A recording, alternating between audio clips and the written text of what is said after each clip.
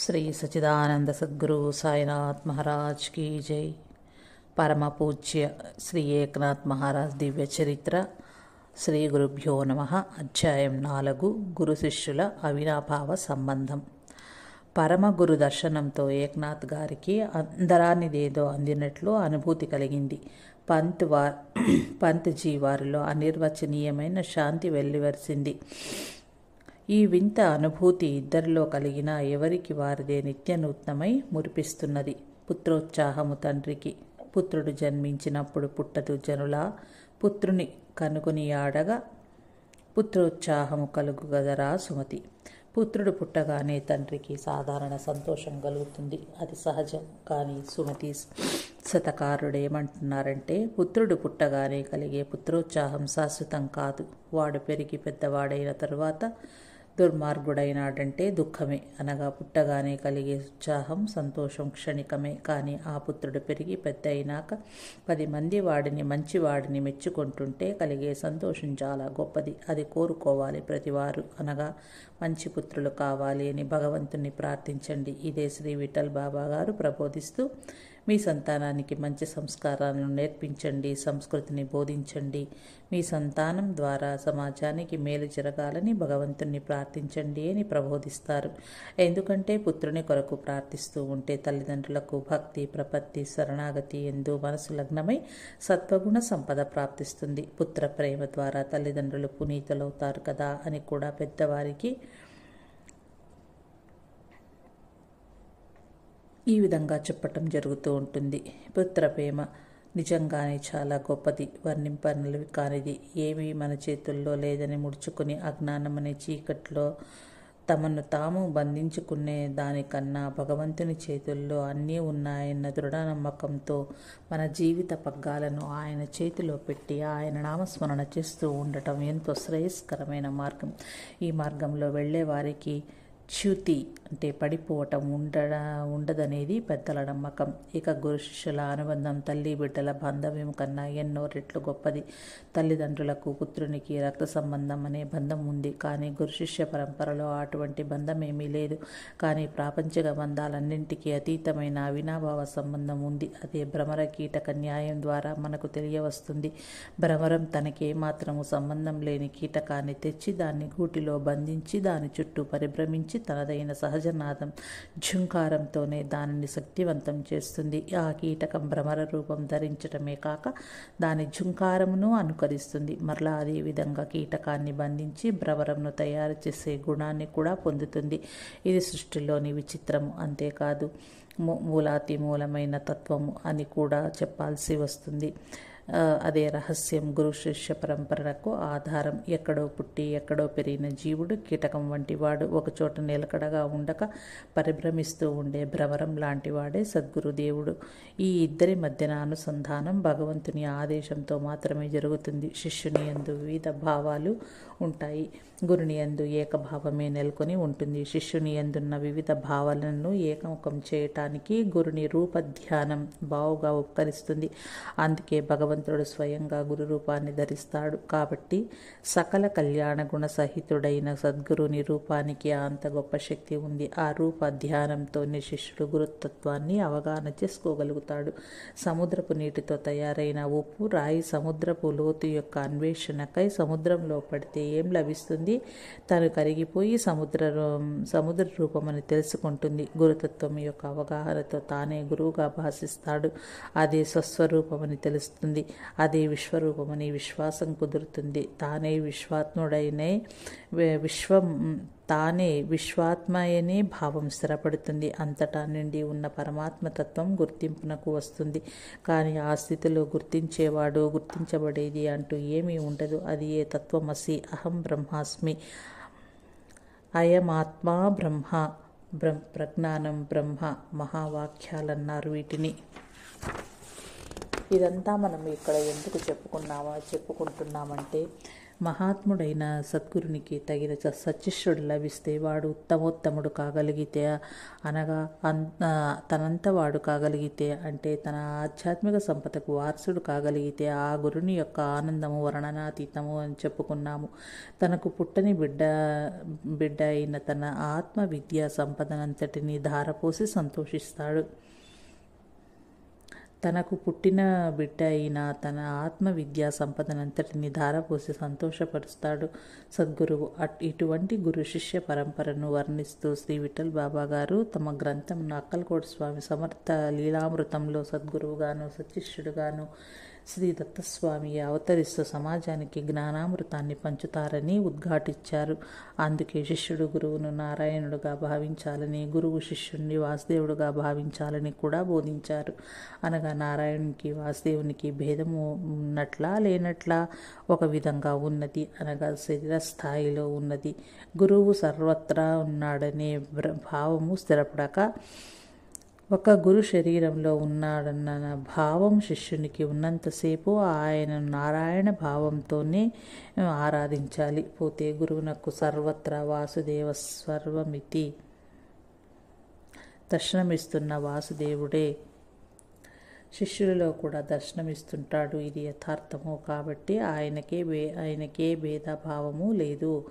జనార్దన్ పంత్ మహారాజ్ వారి ఆలోచనలు వేరుగా ఉన్నాయి. వారి అనుభూతులు తనకు శ్రీ దత్తమూర్తి నృసింహ సరస్వతి స్వామి రూపంలో చేరదీసి శక్తిపాస్తం చేసి తీర్చిదిద్దిన రుణం ఈనాడు ఈ బాలకుని తీర్చిదిద్ది శ్రీ దత్తస్వామికి అందించితే తీరుతుందని ఆలోచించుచుండగా ఈ బాలకుని సహచర్యములోని మధురానుభూతులు కన్నబిడ్డపై మమకారం కంటే ఎక్కువగా పెనవేసుకుని ఉంటాము. 11 సంవత్సరాల బాలకుడుగా చేరాడు. 11 సంవత్సరాలు సేవలు చేశాడు. కాలు పెరిగిన సేవాభావంతో సేవించాడు. ఆ సేవలో మాధుర్యాన్ని పంచాడు. ఏది ఏమైనా కఠినమైన నిర్ణయం తీసుకుని అతన్ని సాధనకు పంపాలి. తర్వాత వాడే లోకోపకారం చేయాలి. అంటే కొంతకాలం దూరంగానే ఉండాలి అనే దృఢ నిశ్చయంతో పాటు అక్కడ శ్రీ దత్తస్వామి వారి ఆజ్ఞ ఉన్నది కదా, దానిని పాటించి తీరాలి. ఈ శరీరం యొక్క ఆధిక్యత అనగా పరమాత్మ చేత కృతించబడిన ప్రకృతి యొక్క ప్రభావము పరమాత్మని కన్నా ఆధునికంగా మనపై పనిచేయుచున్నది కదా, దీనిని వ్యామోహము అంటారు. దీనిని త్రుంచివేయాలి అని నిర్ణయించుకున్నారు. కొన్ని రోజులు గడిచాయి. ఒకనాడు పంత్జీ నాథ్, మనం శ్రీదత్తుని ఆజ్ఞను పాటించాలి కదా అన్నారు. తప్పకుండా గురుదేవా, వారి ఆజ్ఞ మనకు శిరోధార్యమే అన్నాడు నాథ్. మరైతే బయలుదేరు అనగానే సరే అన్నాడు నాథ్. నీవు ఒక్కడివే వెళ్ళిపోవాలి అనగానే గతుక్కుమని నాథ్ గారు ఎక్కడికి గురుదేవా అని అడిగారు అమాయకంగా. నాకు దూరంగా, చాలా దూరంగా అని పంత్జీ మాటలు చెవినబడుతూనే తటాలున వంగి తనను ఆయన పాదాలను పట్టుకుని, నేనేం తప్పు చేశాను గురుదేవా, నన్ను మన్నించండి. నా తప్పులకేమి శిక్ష విధించినా, కొట్టినా, తిట్టినా, కొరత వేసినా మీ సన్నిధికి నన్ను దూరం చేయవద్దు. నాకు తల్లి, తండ్రి, గురువు, దైవం అన్నీ తమరే అంటూ బోరుని ఏడవసాగాడు నాథ్. ఆయన భుజాలు పట్టి లేపి తన హక్కున చేర్చుకుని పంత్ మహారాజ్ తన వాదనంతా లోపల దిగమింగుకుంటూ ధైర్యం వహించు. ధైర్యము, సాహసము, చురుకుదనము, కుశాగ్ర బుద్ధి, సుఖదుఖముల యందు సమభావము, సహన శక్తి ఇవన్నీ సాధకునకు ముఖ్యంగా ఉండవలసిన లక్షణాలు. మనం శ్రీమద్ భగవద్గీతలో జ్ఞానేశ్వరిలో ఎన్నోసార్లు చదివాము. బేరతనము అనేది పనికిరాని గుణము. దాన్ని దరిచేరుటకు అక్కడ నీ సేవలు పూర్తయినాయి. శ్రీ దత్తుని ఆజ్ఞానుసారము నీవు కొంతకాలం కఠోర సాధన చేసి తీరాలి. ఆ సమయంలో నిన్ను ఆయనే కాపాడుకుంటాడు. నీవు నాకొక్కడికే ఉపయోగపడితే సద్గురునాథుడు సంతోషించడు. లోకానికంతటికీ నీ నుంచి ఉపకారం జరగాలనేది ఆయన ఆకాంక్ష. దానికే మనం బద్ధులం కావాలి. నిన్ను వదిలి నేను కూడా ఉండలేని విధంగా నీవు నాలో ముద్ర వేసుకున్నావు.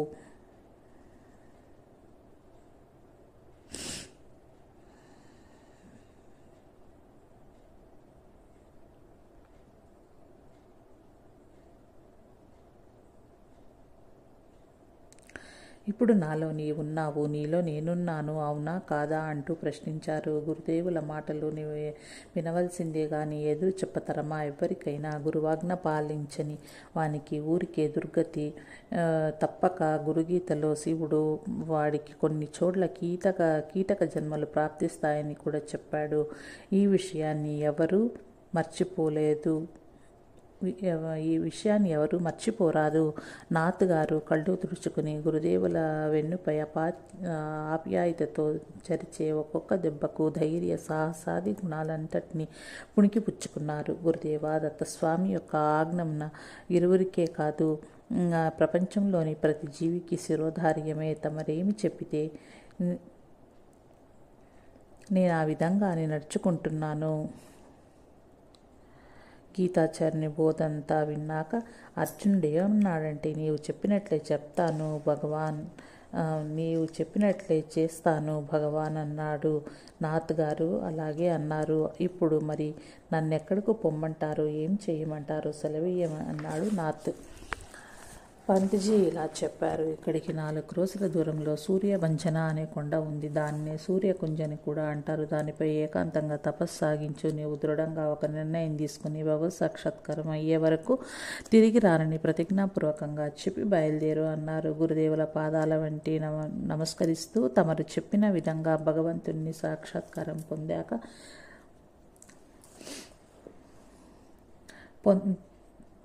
సాక్షాత్కారం పొందక తిరిగి రానని ప్రతిజ్ఞ చేస్తున్నాను. మీ ఆశీర్వాద బలంతో నా ప్రతిజ్ఞ నెరవేరాలి అని మ్రొక్కి లేచాడు.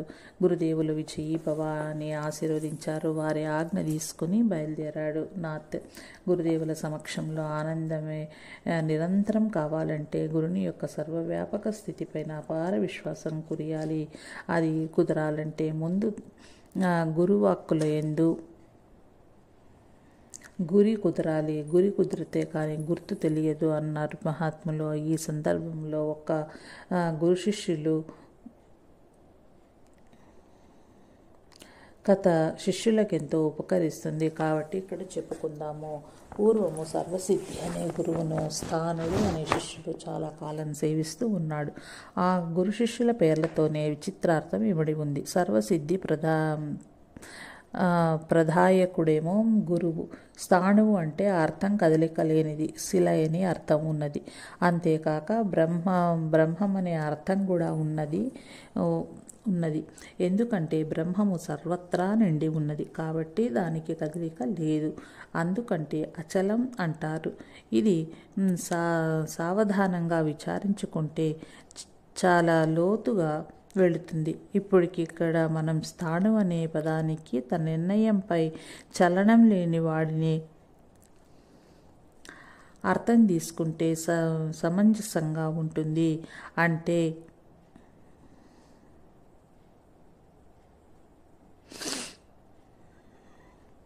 అంటే తన అభిప్రాయమే సరి అయినది అనే పట్టుదల గలవాడు. ఇలాంటి వారు చాలా మందే ఉంటారు. అందువల్లనే వారి ప్రతివాదాలు సర్వత్రా జరుగుచున్నాయి. ఒకనాడు గురువుగారు శిష్యుణ్ణి చేరబిలిచి, నాయనా, నీ సేవలతో నేను తృప్తి పడ్డాను. నా వద్ద సకల విద్యలు, సకల మంత్రాలు సిద్ధించి ఉన్నాయి. సకల మంత్రాది దేవతలను పిలిస్తే పలుకుతారు. చతుర్విధ పురుషార్థాలు సిద్ధించే మార్గాలు బోధించగలను. నీ యందు ప్రసన్నుడైనాను. నీకు ఏమి కావాలనో కోరుకో, దాన్ని సాధించగల మంత్రాన్ని ప్రసాదించగలను అని పలికారు. వరమియ్యటానికి సిద్ధంగా ఉన్నారు గురువు. కోరుకుంటే శిష్యుని వంతు. శిష్యుడప్పుడు అంజలి ఘటించి, గురుదేవా, తమ చరణార విందముల ఆశ్రయించి సేవించుకున్నందులకు నాకు దేనియందును అనగా ఇహ సంపదలపైన వ్యామోహం లేదు స్వామి. నాకున్నదొక్కటే సంకల్పం. ఏమిటంటే అన్నింటికీ అతీతమైన పరబ్రహ్మ సాక్షాత్కారం పొందాలనే సంకల్పం ఉంది అని ప్రార్థించాడు. తమరికి నాటికి నాపై దయ కలిగింది. ధన్యుడను. నా సంకల్ప సిద్ధికి కావలసిన మంత్రమేదో తమరే ప్రసాదించండి. కోరికను వ్యక్తం చేశాడు. గురువు సంతోషించి శిష్యునికి నారాయణ అష్టాక్షరి మంత్రాన్ని ఉపదేశించారు. వెంటనే శిష్యుడు గురుదేవా కృతకృత్యుడనైనాను, తమరు ఉపదేశించిన మంత్రమును నియమనిష్టాగరిష్ఠుడనై అఖండ బ్రహ్మచర్యం పాటిస్తూ అనుష్ఠానం చేస్తాను. జలం మాత్రమే ఆహారంగా స్వీకరిస్తాను. దీక్షతో అక్షర లక్షలు జపించి ఏకాంతంలో సాధన చేసి పరబ్రహ్మ సాక్షాత్కారాన్ని పొందుతాను. అనుజ్ఞ ఇవ్వండి అంటూ పాదాలకు వందనం చేశాడు. చాలామందికి ఇలాంటి అభిప్రాయాలేలో ఉంటాయి. తమకు తామే అనేక నియమ నిష్టలు విధించుకుని తాను వాటిని పాటించటంలో అగ్రజనుడిని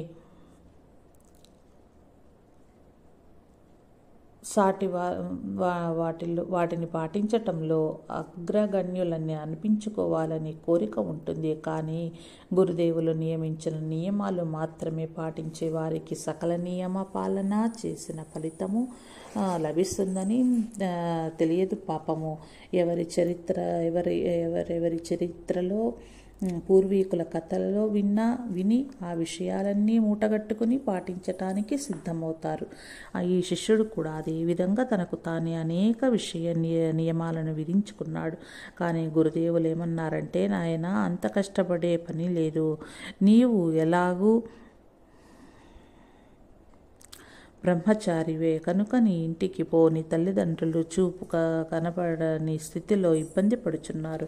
కావున వారికి సేవలు చేస్తూ ఈ మంత్ర జపం చేస్తూ ఉంటే నీ కోరిక సమయానుకూలంగా సిద్ధిస్తుంది అన్నారు.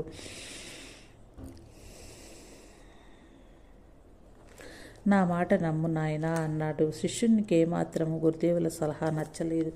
తన అభిప్రాయమే సరి అయినదని నిశ్చయం కలిగింది. ఇంటికి పోమని అంటారేమిటి గురువుగారు? అక్కడ నాకు ఏదో ఒక ఆటంకం వస్తుంది, జపం సాగదు అనిపిస్తుంది. వెంటనే మహారణ్యంలో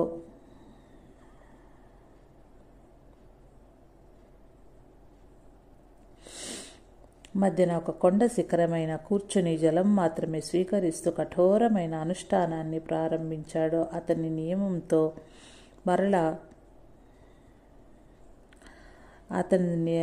నియమంతో శరీరం కృషించింది. అయినా లెక్క చేయక అక్షర లక్షలు చేశాడు.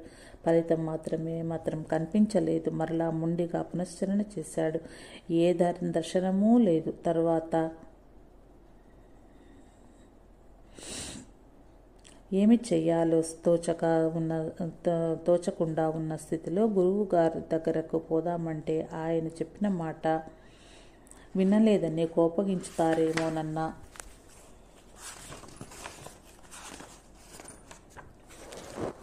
భయంతో దిక్కుతోచక ఉన్న స్థితిలో కునుకు పట్టింది. ఉన్నట్లుండి దిక్కులన్నీ మెరుపులు మెరిసినట్లుగా దివ్యకాంతులతో నిండిపోయింది.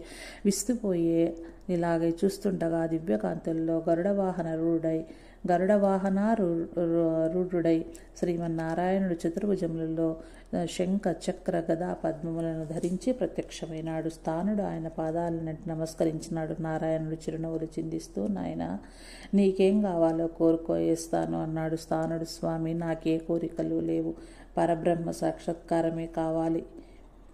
ఈ సాక్షాత్కారంతో నా కోరిక నెరవేరింది. ధన్యులనైనాను. నీవే కదా పరబ్రహ్మవు, వాటికి నాకింతకన్నా ఏమీ వద్దు అన్నాడు. నారాయణుడు నవ్వుచూ, స్థాను నేను పరబ్రహ్మను కాను, నీవు జపించిన మంత్రాది దేవతను అని సమాధానం చెప్పారు. ఆశ్చర్యంతో స్థానుడు, నారాయణుడే పరబ్రహ్మ అని వేదాలు చెప్పాయని విన్నాను, నీకన్నా పరబ్రహ్మ వేరుగా ఉన్నారా అని అడిగాడు.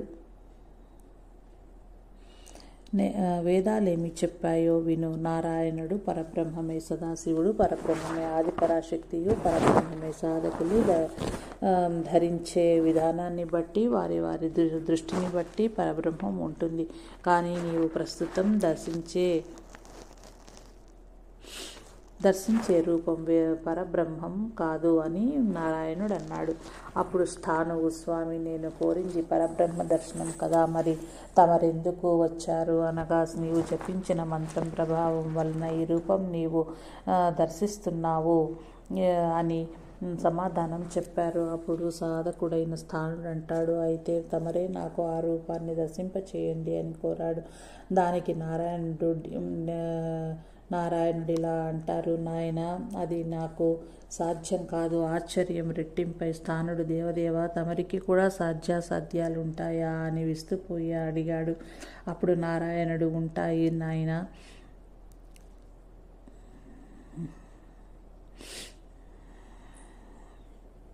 తప్పకుండా ఉంటాయి. ఎందుకంటే నీ సాధనా విధానమే దానికి ఆటంకం కలిగిస్తున్నది. చేయగలిగేదేముంది అన్నారు. స్థానువు నిరాశ నిస్పృహలతో, తమరే ఇలా సెలవిస్తే మరి నాకు సహాయం చేయగలవారు ఎవరు? నా కోరిక ఎలా తీరుతుందో చెప్పండి అని స్థానుడు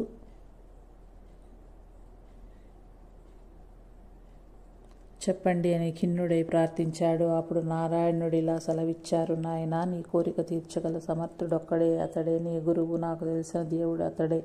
గురువే బ్రహ్మ, గురువే విష్ణువు, గురువే మహేశ్వరుడును మరియు సాక్షాత్తు పరబ్రహ్మము. దేవుని రూపంలో నీకు అందుబాటులో ఉంటూ సర్వ సందేహాలను తీరుస్తూ అందరికీ మార్గదర్శనం చేయించేవాడు గురువే. అందని తత్వాన్ని గురువు రూపంలో అందరికీ అందించి అందులో నేనే నివసిస్తున్నాను. ఆ గురువాజ్ఞ లేనిదే నీ మనస్సు నన్ను పరబ్రహ్మంగా అంగీకరించదు. గురువునే విశ్వసించని వాడు, గురువాజ్ఞనే పాటించని వాడు లక్ష్యాన్ని ఎలా సాధించగలడు? నీకు పరబ్రహ్మ సాక్షాత్కారం చేయించటానికే నీ గురువే సమర్థుడు.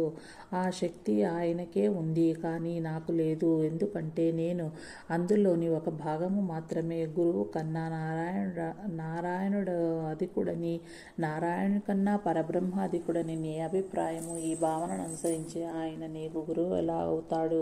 కాబట్టి ఆయన చెప్పిన విధానాన్ని విడిచి నీకు తోచిన విధంగా సాధన చేపట్టినావు. నీ భావాలే నీ గొప్పవనే ఆలోచన నీకున్నంతకాలం నీ కోరిక నెరవేర్చుటకెవరికి సాధ్యం కాదు అన్నాడు. స్థానుడికి అప్పుడు అర్థమైంది తన తప్పు. హే నారాయణ, హే గురుదేవా, నేనెంతో మూర్ఖుడిని. నా మీద నాకే అసహ్యం కలుగుచున్నది. గురువుకు నారాయణకు వ్యతిరేక విధానాలు అవలంబించిన వాడివి అయినా నా మార్గాన్ని సరిచేయుటకు దయతో వైకుంఠము నుండి దిగి వచ్చిన నీకు వేల వేల నమస్కారాలు తండ్రి. మీరిరువురు నా తప్పును మన్నించండి. నేను ఇప్పుడు గురువు చెప్పినట్లు సాధన చేస్తాను అంటూ పాదాలను నమస్కరిస్తుంటే ఎదురుగా గురుదేవులే ప్రసన్నులై నిలిచి ఉన్నారు. స్థానునితో గురుదేవులు, నాయన, కంగారు పడకు, నీ మార్గాన్ని సరిచేసేందుకు ఆ రూపాన్ని ధరించి వచ్చాను. పూర్వము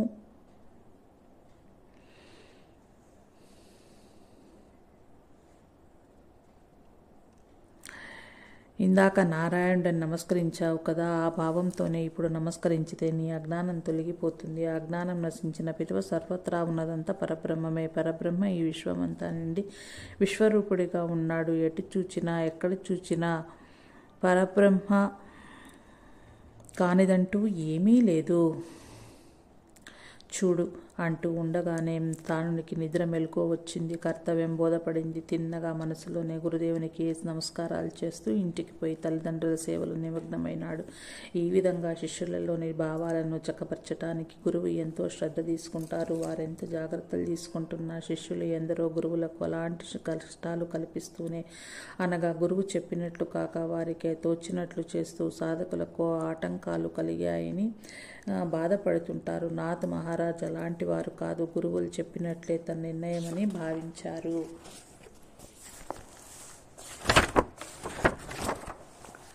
నాథ్ మహారాజ్ తపస్సు చేసిన సూర్యకుంజ్ నాథ్ గారిని సర్వోత్తమ యోగపూర్ణునిగా తయారు చేయాలనే సత్సంకల్పంతో శ్రీ జనార్దన్ పంత్ గారు విజయోస్తు కళ్యాణమస్తు అంటూ ఆశీర్వదించి హృదయపూర్వకంగా వీడ్కోలు చెప్పారు. వారి ఆశీస్సులే రక్షక కవచం వలె నాథ్ మహారాజ్ వారికి పనిచేసినవి. వారు ఏ సామాగ్రి లేకుండా ఒంటరిగానే ఆ కొండపైకి ఎక్కి అక్కడ చూచారు. ఒక చిన్న వాగు పారుచున్నది. ఎంతో ఆహ్లాదకరమైన వాతావరణము తన తపస్సుకు ఎంతో అనువైన చోటు అని సంతోషమైంది. అడుగడుగున గురుదేవుల ఆశీస్సులే, ఆశయాలే గుర్తు చేసుకుంటూ ధ్యానముద్రలో కూర్చుని ఉన్నాడు. ఈ విధంగా ఒక రోజంతా ధ్యాన నిమగ్నుడై ఉండగా అచ్చట మేకలు కాచుకునేవారు కొందరు, ఆవులను మేపుకునేవారు కొందరు, కట్టెలు కొట్టుకునేవారు కొందరు చూచారు. ఇంత చిన్న వయసులో ఈ కుర్రవాడు ఇంత నిశ్చలంగా కూర్చుని తపస్సు చేసుకుంటున్నాడు. ఇతనికి మనం ఎంతో కొంత సహాయపడటం మన ధర్మం అని నిశ్చయించుకున్నారు. మర్నాడు ఉదయం కల్లా ఆ వాగు ప్రక్కనే చెట్టు క్రిందగా ఒక పర్ణ కుటీరం ఏర్పాటు చేశారు. కొన్ని కందమూలలు తవ్వి తెచ్చారు. వాటిని కాల్చి అక్కడ ఉంచారు. కొన్ని ఆవు పాలు తెచ్చి సిద్ధంగా పెట్టుకున్నారు. నాథ్ గారు ఎప్పుడు ధ్యానం నుండి బయటికి వస్తారా అని కనిపెట్టి ఉండినారు. ఆయనలో కదలికలు గమనించి మెల్లగా, స్వామి, ఇంత చిన్న వయసులో నీవు ఈ విధంగా తపస్సు చేస్తున్నావు. మాకందరికీ ఎంతో వింతగా ఉన్నది. కానీ మేము సమర్పించే ఈ స్వల్ప సేవలు మీరు అంగీకరిస్తే కానీ మేము ఇళ్లకు పోము అంటూ పట్టుపట్టారు. నాథ్ గారు వారితో, ఎందుకు, ఇవన్నీ నాకు అవసరమైనవి, నేను చేసుకోగలను, మీకెందుకు బాబు ఇంత శ్రమ అని వారిని వారింపచూచాడు. కానీ వారు ఎట్టి పరిస్థితులలోనూ మేము ఒప్పుకోము, ఏమైనా సరే మా సేవలు మీరు కాదనరాదు అని ప్రార్థించారు. నాథ్ మహారాజ్ వారి ప్రేమకు లొంగవలసి వచ్చింది. సరే, నా ధ్యానానికి ఏ విధంగానూ భంగం కలిగించకుండా అయితే మాత్రం నేను మీరిచ్చేవి భగవత్ప్రసాదంగా స్వీకరిస్తాను. అది నాకు ఎంతవరకు అవసరమో అంతవరకే స్వీకరిస్తాను. నన్ను ఏ విధంగా బలవంతం చేయరాదు అని వారి దగ్గర మాట తీసుకున్నారు. ఎందుకంటే సత్కార్యానికి సహకరించే వారెవరో, విఘ్నాలు కల్పించే వారెవరో, బుద్ధిమంతులైన వారు ఎవరో విచారించుకోవాలి. నాథ్ మహారాజ్ సంకల్పించిన తపస్సు పరమార్థ సాధన కొరకు కదా. నిజంగా భగవంతుడే ఈ విధంగా ప్రేరణ ఇచ్చి ఉండాలి. లేకుంటే వారెవరో తానెవరో తనకి ఈ విధంగా సాయం అందించాలని వారికి ఎందుకు బుద్ధి పుట్టిందని యోచించగా శ్రీమద్ భాగవతంలోని బాలధ్రువుని కథ జ్ఞప్తికొచ్చింది. బాలధ్రువుడు తండ్రి తొడపై కూర్చునుటకు పోగా సవతి తల్లి రెక్కపట్టి లాగి క్రిందకు దించి వేసి, నీకు తండ్రి ఒడిలో కూర్చునే యోగ్యత లేదు, పో అంటుంది. ఏడుస్తూ ధ్రువుడు తల్లికి ఈ విషయం తెలపగా, నాయన, ఆ దేవదేవుడైన శ్రీమన్నారాయణుడే అందరికీ తండ్రి. ఆ తండ్రి దయకై తపస్సు చేయాలని చెప్పగానే అలా అడవినబడిపోతున్నాడు. భక్తుల భావాలకు అనుగుణంగానే అనుగ్రహం కూడా లభిస్తూ ఉంటుంది. ధ్రువునికి ముందుగా బ్రాహ్మణ రూపంలో దేవర్షి నారదుల వారు ఎదురై, నాయన, నీవెవరు అని ప్రశ్నిస్తారు. అయ్యా పెద్దలు, తమకు నమస్కారములు, నా దారిన నన్ను పోనీయండి. నేనెవరినైతే తమకెందుకు, తమరెవరో తెలుపకుండా నన్ను ప్రశ్నించడం పద్ధతి కాదు. ముందుగా తమ పరిచయం చేసుకొనుట సజ్జన లక్షణము అన్నాడు. అయినా నా అవసరం తీర్చేవాడు శ్రీమన్నారాయణుడు తప్ప మరెవరు కాదని మా తల్లి చెప్పింది. కాబట్టి తమ దారిన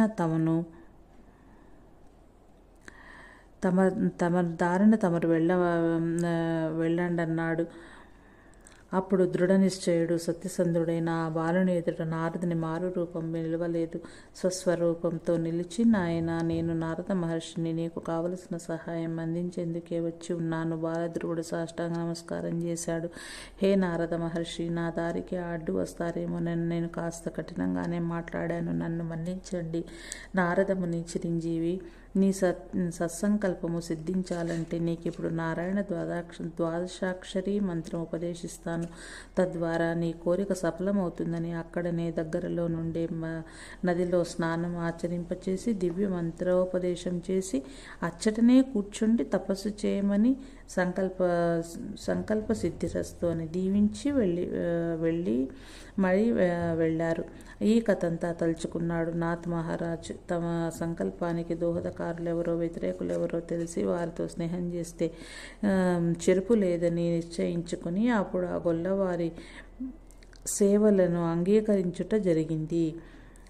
తపస్సు కానీ, ధ్యానం కానీ, జపం కానీ, మంత్రానుష్ఠానం కానీ నేను చేస్తున్నాను అని భావిస్తే అందులో అహంభావం దాగి ఉంటుంది. నాథ మహారాజ్ వారికి అప్పటికే కామ, క్రోధ, లోభ, మోహ, మద, మాత్సర్యాలను తమోగుణయుతములైన ఈర్ష్య, అసూయలను, రజోగుణ సంబంధమైన కోరికలను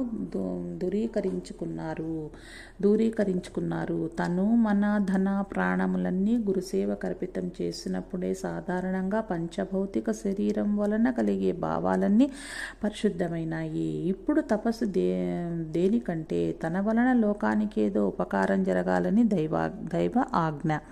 అందుకు తాను పొందవలసిన పరిణితి కొరకు గురుదేవులు ఆజ్ఞాపించారు. కావున వారి ఆజ్ఞ మేరకు తాను సాధించవలసి ఉన్నదని కోరిక, ఆకాంక్ష, ఆశయము, ఆలోచన తనకంటూ ఏమీ లేవు. అన్నీ గురుదేవులవే. కాబట్టి సాధన మాత్రమే తన వంతు సిద్ధింపచేయుట గురుదేవుల కర్తవ్యము. అన్నీ దృఢంగా నిశ్చయించుకున్నాడు. కర్తవ్యమని దృఢంగా నిశ్చయించుకున్నాడు. సాధనకు ఉపక్రమించారు. రోజులు గడుస్తున్నవి. ప్రశాంతంగా సాధన సాగిపోతుంది. ఇష్టమైతే కందమూలలు స్వీకరించేవారు, లేకుంటే గోపాలకులు తెచ్చి ఇచ్చే గోక్షీరం మాత్రమే స్వీకరించి తన సాధనను కొనసాగించాడు. ధ్యానయోగ సాధనలో సద్గురుని చరణాలపైనే మనసును కేంద్రీకరింపచేసి ముందుకు సాగుతున్నారు. కొన్ని రోజులు గడిచింది. రోజురోజుకి మానసిక, ఆధ్యాత్మిక యోగానుభూతులు వింత వింత స్థాయిలలో నూతన ఉత్సవాన్ని కలిగిస్తున్నాయి. యోగ సాధన పరిపూర్ణత్వం పొందవలెను. ఆ దివ్య పరిపూర్ణత సర్వులకు వినియోగించాలి. సంఘము, సమాజంలోనూ సకల జనులకు ఉపయోగపడని సాధన, తపస్సు సంకుచితమవుతుంది. తాను తరించుటకు తోటివారిని తరింపచేయాలని కానీ తనకు తాను తరించాలనుకోవటము నాథ్ గారికి చిన్నప్పటి నుంచి కూడా గిట్టదు.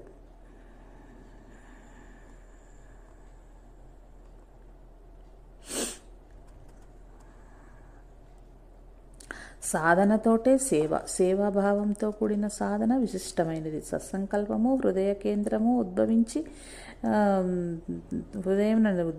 జీవితమును లోకహితకారిగా మలిచినప్పుడే మానవ జన్మ సార్థకత. మనసులోని ఆలోచనలని ఇలా ఉంటూ చివరికి ఏ చింత లేని నిశ్చల స్థితి ఏర్పడింది. దాని పేరే అమనస్కము. ఆ స్థితిలో నిలువెల్లా దివ్యమైన కాంతి దర్శనము. అది వర్ణనాతీతము. నారాయణ సూక్తంలోని నీలతోయద మధ్యస్థ విద్యులేకే భాస్వర అన్నట్లుగా ఆ విద్యుత్తు శరీరమంతయు ప్రవహించుట జరిగెను. ఆ దివ్యత్వంలో ఈ శరీరంలోని ప్రతి అణువు దివ్యమై పులకిస్తుంది. సమస్తము సర్వమయంగా భాసిస్తుంది. ఇక్కడ ధ్యాత, ధ్యేయము, దృశ్యము ఏ ఆకృతిని సంతరించుకున్నది. బుద్ధి, భావము వేర్వేరుగా లేవు. వీటన్నింటినీ తెలుసుకొనుటకు మరొక తెలివి లేదు. అన్నీ కలిసి ఏకత్వాన్ని పొందినాయి. కాలగమనం ఆగిపోయి నిలకడగా ఉన్నది. అదే నిత్యత్వ స్థితి. ఇదే సత్యదర్శనము. హృదయమందు సంతృప్తి, సంతోషం వర్ణించుటకు మాటలే లేవు. జ్ఞానమే స్వరూపమైనప్పుడు దానిని గుర్తించుటకు ఆ స్థితిలో తనకన్నా వేరుగా రెండవది లేదను అనుభూతి. శ్రీకృష్ణుని సాక్షాత్కారము. ఆ స్థితి కలిగిన తర్వాత ఎన్ని గంటలైనా ఆ సమాధి అట్లే నిల్చును. కావున కాలగమనమునకు తావే లేదు. సమయం తెలియదు. ఒకరోజు శ్రీనాథ్ మహారాజు వారికి నిత్యము గోక్షీరము సమర్పించు బాలుడు పెట్టిన కేకతో నాథ్ గారికి బాహ్య ప్రజ్ఞ కలిగింది. కన్నులు తెరిచి చూచి, ఏమి బాబు, ఎందుకలా శబ్దం చేశావని ప్రశ్నించాడు. అతడు భయంతో వణుకుచూ మీ వెనుక అన్నాడు. అప్పుడు నాథ్ గారు వెనక్కి తిరిగి చూచారు. ఒక కృష్ణ సర్పము పడగ విప్పి నాథ్ గారి తలపైన గొడుగు పట్టినట్లుగా ఉంది. ఈ దృశ్యము ఆ బాలుని భయకంపితని చేసింది. శ్రీనాథ్ మహారాజ్ వారు వెనక్కు తిరిగి చూచు సమయానికి ఆ నాగరాజు రూపము మారుతూ నెమలి పింఛముతోటి కిరీటమును ధరించి నీలమేఘశ్యామల వర్ణంతో శ్రీకృష్ణుడే దర్శనమిచ్చెను. అమాంతంగా నాథ్ మహారాజ్ ఆయన పాదాలపై పడి సాష్టాంగ వందనమాచరించిన శ్రీకృష్ణ పరమాత్మ ఆయన లేవదీసి ఆలింగనం చేసుకున్నారు. ఆ దివ్యానందభూతిని వర్ణించుటకు వాక్కులు చాలవు.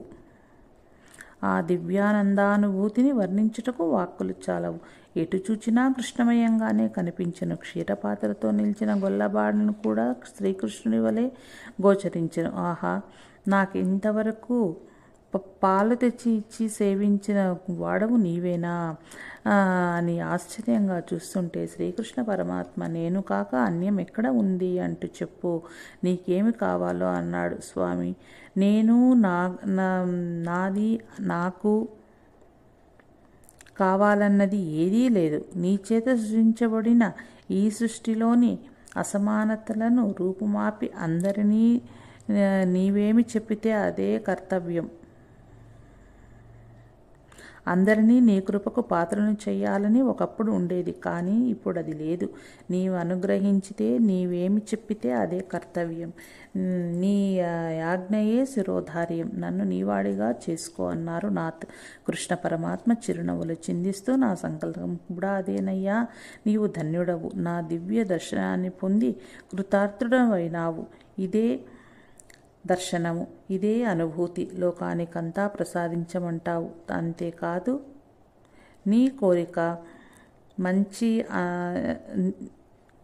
అంతే కదా నీ కోరిక.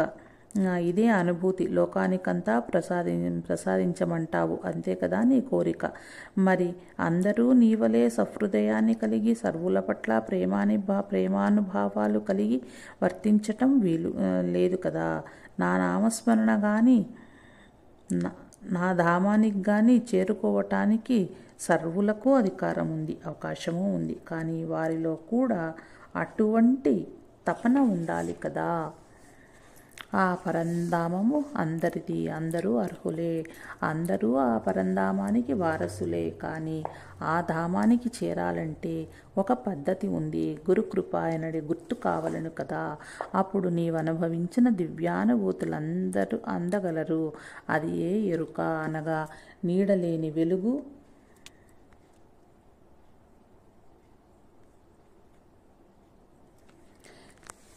నీడలేని వెలుగు, 3 రంగులకు మొదలైన రంగు. ఇటువంటి దివ్యమైన భక్తి అను నిచ్చెన ఆ పరంధామునికి రాదల్చిన వారికి మాత్రమే గోచరించును. అది ఎల్లప్పుడూ ఉన్నది, అనిత్యమైనది. అది నిత్యమైనది, సత్యమైనది. నీ కొసంగిన దివ్య వరము చేత నీవే అందరికీ అర్హతను కల్పించి ఆ నిచ్చెనను ఎక్కించు. నాకెట్టెభ్యంతరమున్నో లేదు. నీ మూలముగా ఈ భూమికి దివ్యత్వం ప్రసాదించదను అనగా తనలోని భావములు, తన ఆశయములు, తన ఆకాంక్షలన్నీ పరమాత్మయే విశదీకరిస్తుంటే తానేమి చెప్పగలరు. అలాగే అవాక్కై నిలిచారు. పరమాత్మ అంతర్ధానమైనారు. దివ్య దృశ్యము, దివ్య వరము తలంచిన కొలది ఆనందమే ఆనందం. ఆనంద సముద్రంలో అలలు పూర్ణ చంద్రోదయ వేళ ఎగిసిపడుతున్నట్లు హృదయం నుంచి ఎగిసిపడుచున్నవి. ఆ ఆనందము ఇతరులకు ఇవ్వలేనిది, వర్ణింప సఖ్యము కానిది.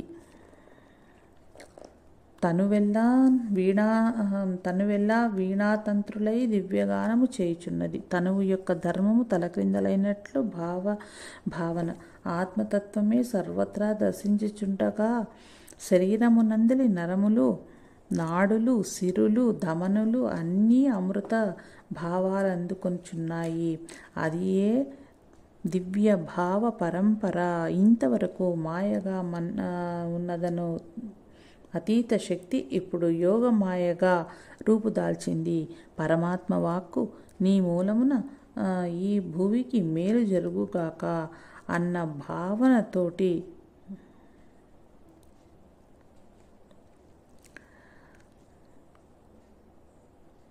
అకస్మాత్తుగా అక్కడనే తన గురుదేవుల సాక్షాత్కారము కలిగింది.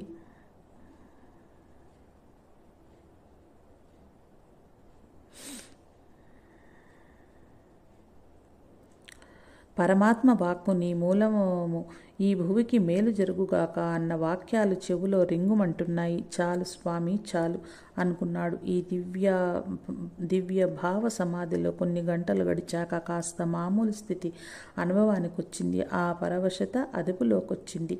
అకస్మాత్తుగా అక్కడనే తన గురుదేవుల సాక్షాత్కారము కలిగింది. సాష్టాంగ వందనములు ఆచరించి, ఆహా గురుదేవా, తమరిక్కడికి వచ్చితిరా, నేనేం మీ సన్నిధికి రావాలనుకొంచున్నాను. శ్రీకృష్ణ పరమాత్మను దర్శనమిచ్చెను. ఆహా, ఏమి అపరూప సౌందర్యము! నా ఆకాంక్షలన్నీ ఏకరువు పెట్టి నా సంకల్పములు నెరవేరువని చెప్పినారు. అంతేకాదు, గురుకృప అనే గుర్తు తెలిసిన వారికే వారి దర్శనము సాధ్యమని చెప్పారు. గురుదేవా, నా యందు తమరి కృపా విశేషం ఉన్నందుననే నాకీ దివ్య దర్శనం ప్రాప్తి కలిగిందని నన్ను నమ్ముచున్నాను. గురుదేవా, ఇందొక విశేషం తెలుసుకొనగలిగినాను. గురుదేవులు పరమాత్మను దర్శింపచేస్తారు. పరమాత్మ గురుచరణ సన్నిధిని చూపుతారు. గురువు పరమాత్మ వేరు కాదని గ్రహించబడుచున్నది. కావున ఇది నా కర్తవ్యము తమ చరణ సేవలోనే ఉన్నది అన్నాడు జనార్దన్ పంత్. గురుదేవులు: నాథ, కృతార్థుడవైనావు. నీవు ఆచరించవలసినది, ఈ జగతికి చేయవలసింది చాలా ఉంది. పరమాత్మ ఆదేశాన్ని అనుసరించి ఈ సృష్టి పరమాత్మ నుంచి వచ్చిన వివరము తిరిగి పరమాత్మలో కలిగి వరకు దాని ప్రగతి, పరిణితి, పరిస్థితి, పరమాత్మ తత్వ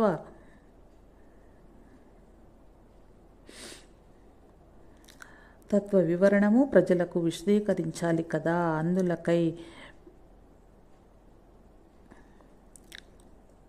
అందులకై మనము తీర్థయాత్రలు చేయుదము. నాకెప్పటి నుండియో అట్టి కోరిక కలదు. అది ఈనాడు నెరవేరుచున్నది అని చెప్పగా నాత్ మహారాజుని వారిని అనుసరించెను అని చెప్పగా నాథ్ మహారాజును వారిని అనుసరించెను. రామకృష్ణ హరి జై జై. పాండురంగ హరి జై జై.